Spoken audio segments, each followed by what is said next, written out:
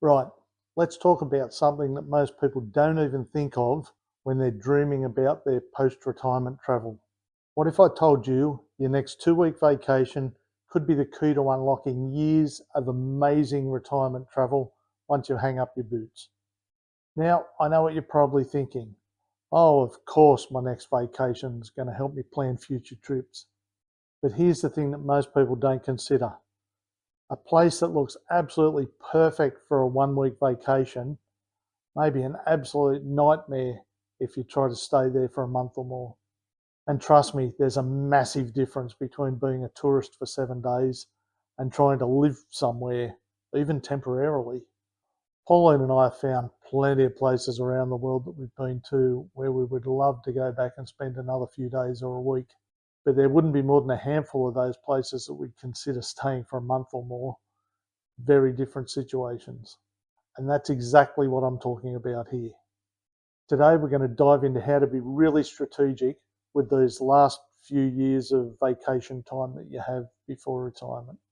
We'll discuss why location scouting is far more important than you may think, the art of what I call slow travel testing during fast travel vacations, the red flags and the green lights you need to be looking out for, and how to make every single pre-retirement trip count double.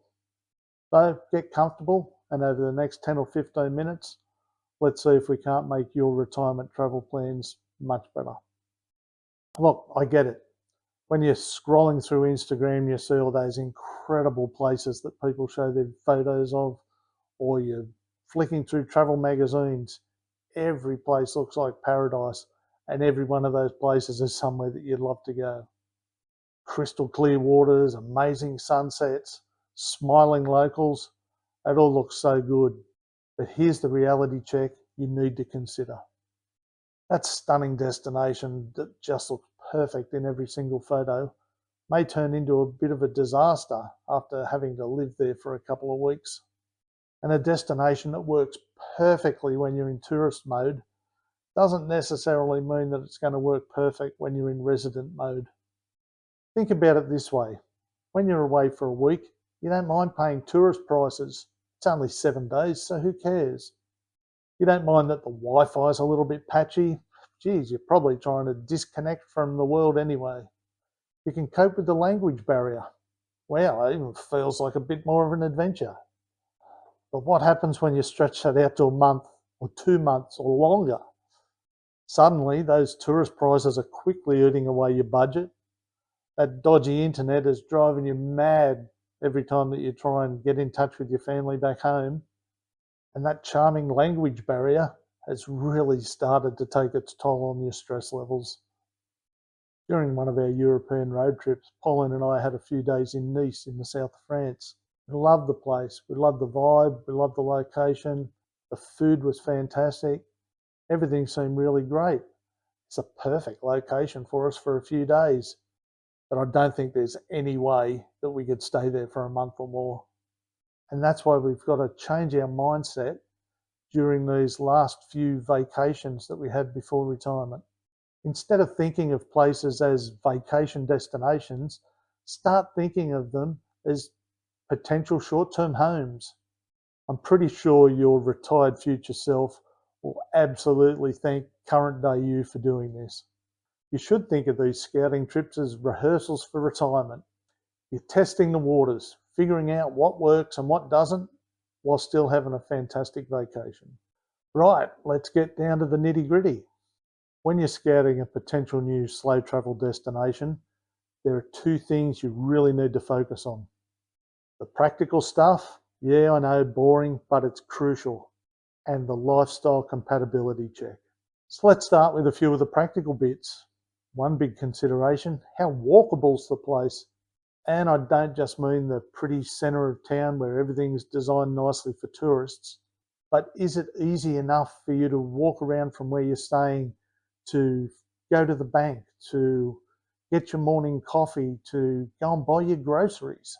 Because let's face it, if you're going to be there for a month or months, the last thing you want to do is be relying on taxis every time you need to go out.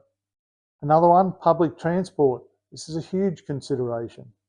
Is there a decent bus system, trams, trains? Can you get around easily?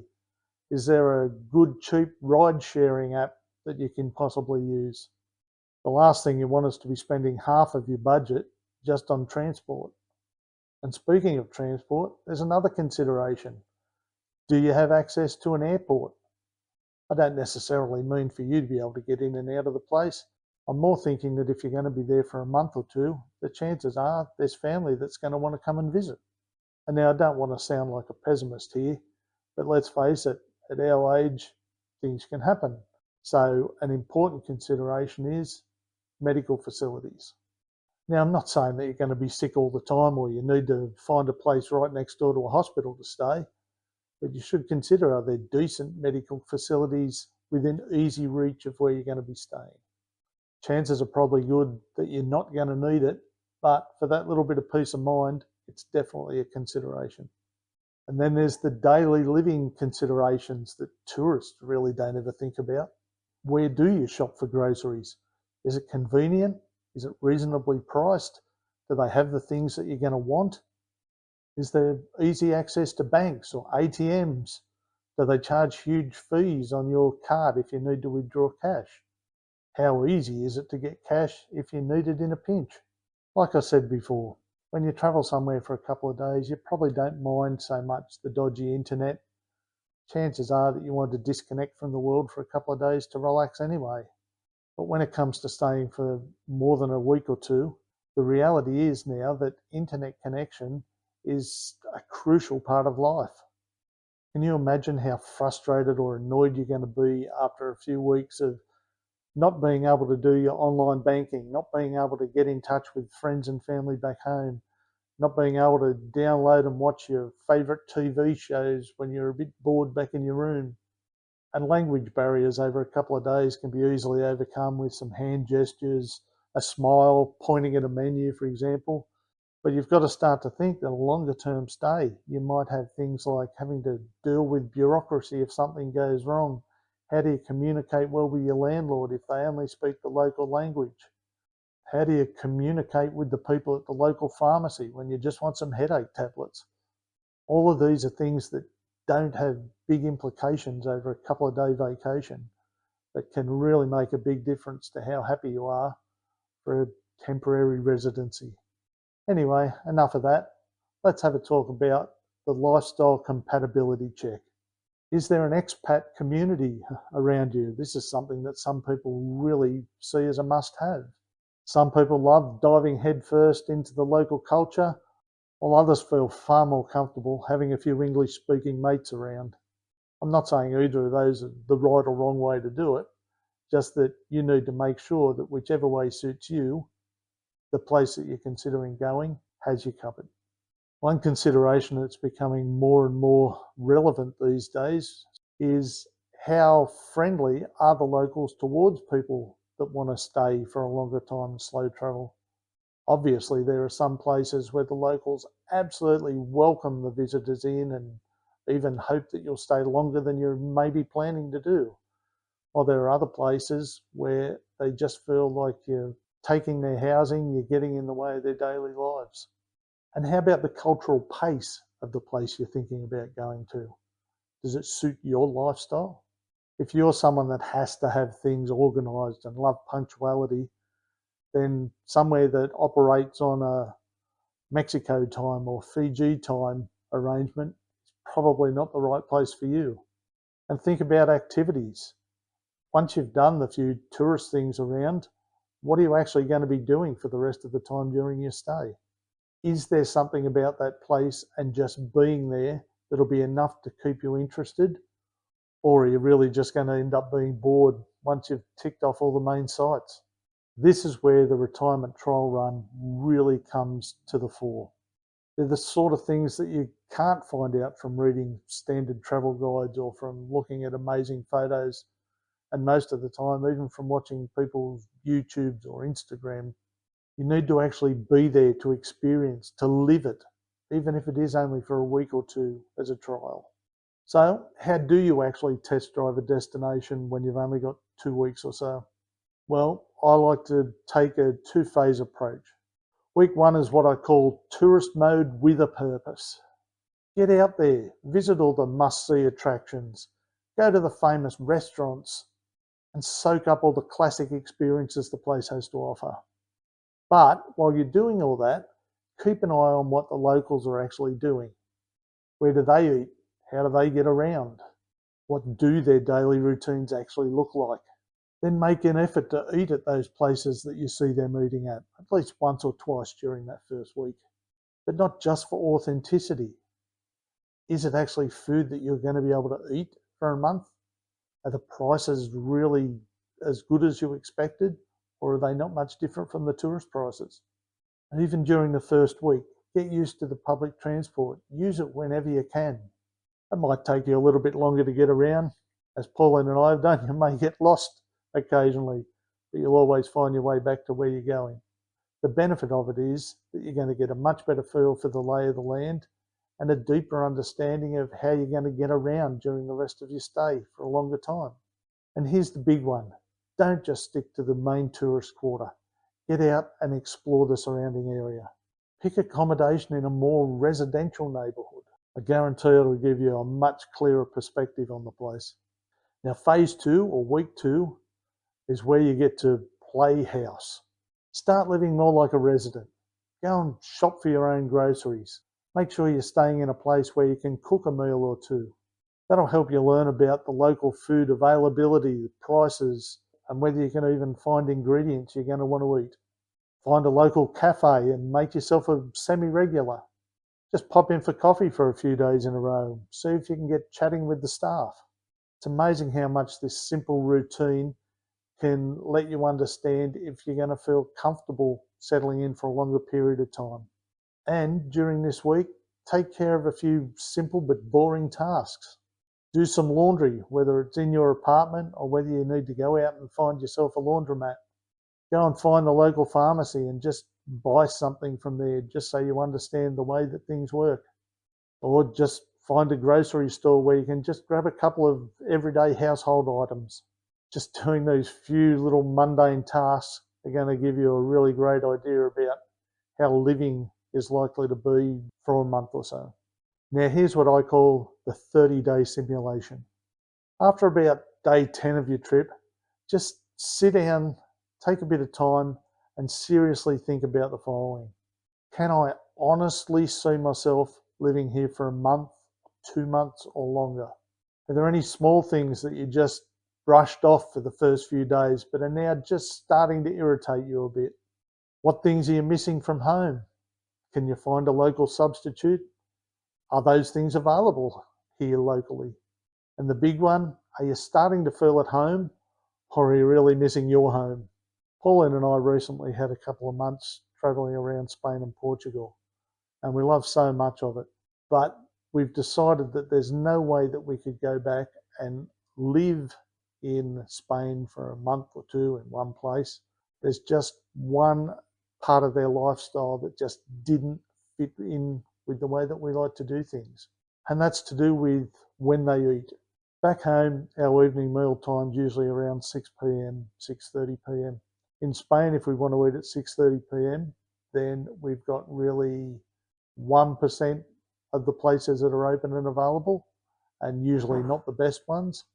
For people that are usually in bed by 10, to have to go to a lifestyle where you're probably having dinner at 10, it's a big change. And it's a change that just didn't make us feel at home. Now, this is the sort of thing that we can put up with for a few days, for a week, for 2 weeks. But if we were just staying in the same place for a month or two, then this would just drive us mad. It's too much of a change to our normal routine. So it goes to show, these are the sort of deeper insights that you can get when you go in thinking about the potential to stay long term rather than just going in as a tourist having a fast-paced vacation. We still had a fantastic holiday. It was just an informative one. Right, let's talk about what to get excited about and what to watch out for. There's some red flags that really should make you think twice about this possible destination. If everything feels expensive and touristy with no local options available, that's probably a strong sign. Unless you've done pretty well during your working life, you probably can't sustain those tourist prices for long term. If you feel isolated or you've struggled to make any sort of meaningful connection with the people or the place, whether that be with locals or expats, that's going to be tough to live with long term. Were the basic services unreliable or frustrating? Did the internet go down daily? Was the water pressure terrible? Did it seem like getting simple thing done was like having to jump through hoops every time? These minor annoyances are easy for a few days, but they really build up over time. And here's a big one. If the novelty's starting to wear off by day 7 or 10, how do you think you're going to feel at day 30 or 40? And honestly, if you find yourself constantly thinking, I can't wait to get home, that's probably a feeling you should be listening to. On a brighter note, here's the green lights. These are things that should get you really excited. When you start thinking, I could really get used to this, that's gold. That time when daily routines start feeling good instead of foreign. Another brilliant sign is before the end of your second week there, you already seriously consider planning and booking a longer term stay.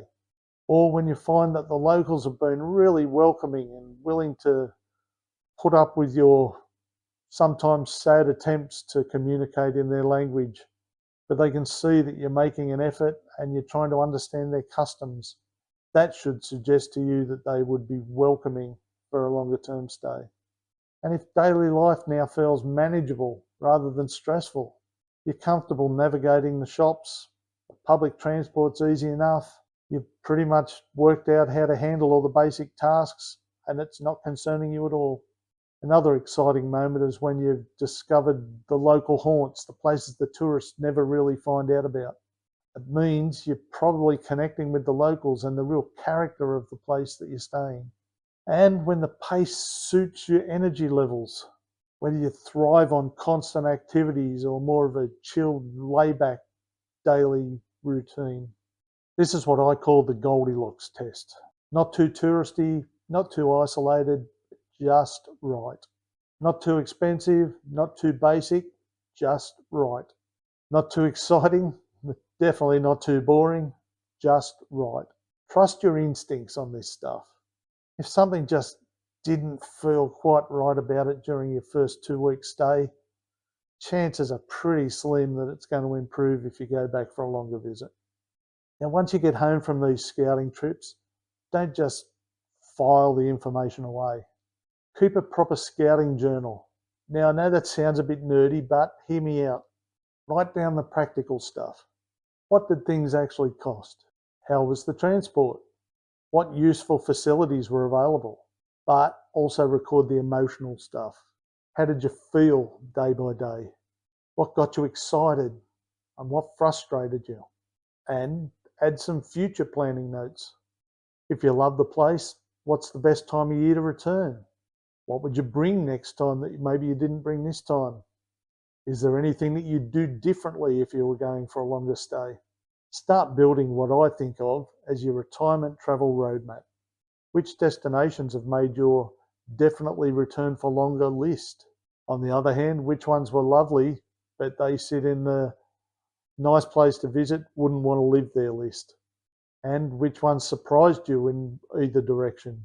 This information is going to be incredibly valuable to you when you finally sit down to planning those longer term stays after retirement.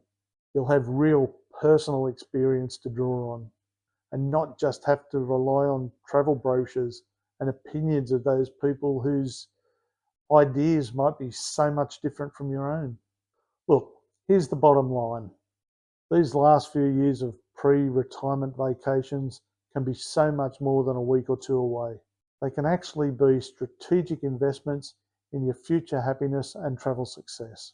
It's much better to discover that a destination isn't quite right for you during a 2 week trip than to find out after you've sold half of your personal belongings and booked an apartment for 3 months. This way, every trip becomes research for that next big adventure that's just around the corner for you. And honestly, this approach can make these upcoming vacations more interesting than they may have been. you'll look at them in a whole different way. Now, I'd love to hear from you. Have you ever tried this type of location scouting? What did you discover? Or what destinations are on your scouting list? Drop a comment below. I'd love to find out. And if this has been helpful, please hit the subscribe button and ring the notification bell so that you don't miss out on the upcoming videos. We've got loads more pre-retirement travel advice coming your way. Until next time, happy scouting, and remember, every journey is research for the next one.